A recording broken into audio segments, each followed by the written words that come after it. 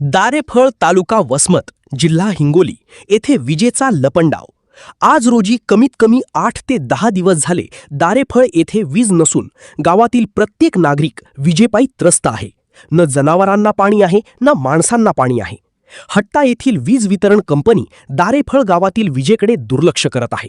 दारेफळ गावातील ह्या विजेच्या लपंडावामुळे गावातील नागरिक व लहान मुलांच्या आरोग्यावर वितरित परिणाम होत असून ते नेहमी आजारी पडत असून त्यांच्या आरोग्याशी खेळ चालू आहे असे वाटते।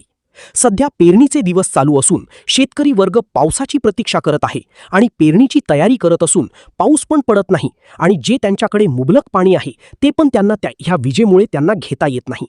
येथील नागरिकांना असे वाटते की आम्ही स्वतंत्र भारतात आहोत की परतंत्र भारतात राहत आहोत।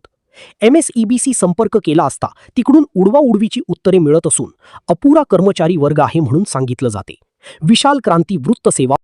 नाही, घरांना पाणी नाही, गावामध्ये पाणी नाही, तर 3-3 4-4 दिवस लाईट येत नाही, लहान मुलं झोपत नाहीत, मच्छरांचा ते कुठं कुठं कधी त्या पावसाळ्यामध्ये थोडं पाणी पडतं असतं त्यामुळे मच्छर होतात, रात्री झोप येत नाही, रात्र लहान मुलं जागे आहेत। याला जबाबदार कोण आहे? आम्ही कोणाला बोलायचं? आम्ही मांडायचं कोणापासून प्रश्न?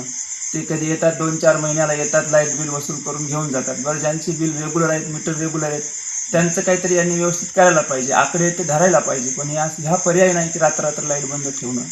कोणी आहे की नाही याला वाली?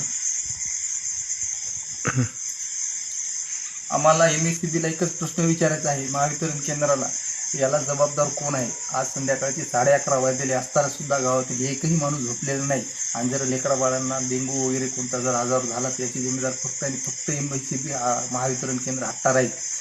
सर्वस्वी जबाबदारी ही तुमचीच राहणार आहे, ही लक्षात ठेवा आणि आमच्यावर अशी वेळ देऊ नका की उपोषणाला बसायची। धन्यवाद।